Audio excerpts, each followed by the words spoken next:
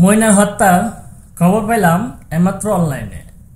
ব্রাহ্মণবাড়িয়া সরাইল থানা সাবাসপুর গ্রামে যে ময়নাকে হত্যা করলো, হত্যাকাণ্ডে জড়িত ছিল তার আপন মা ও তার চাচা।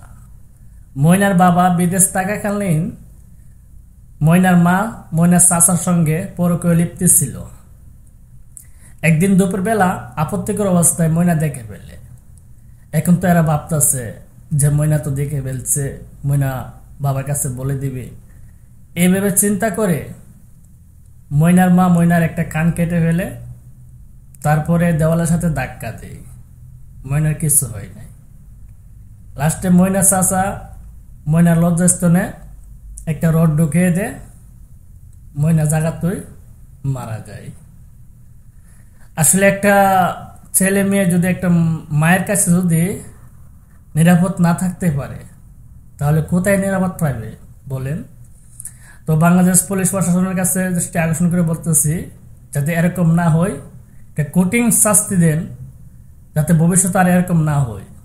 আর আমাদের বাংলাদেশে এটা বেশিরভাগ হইতেছে।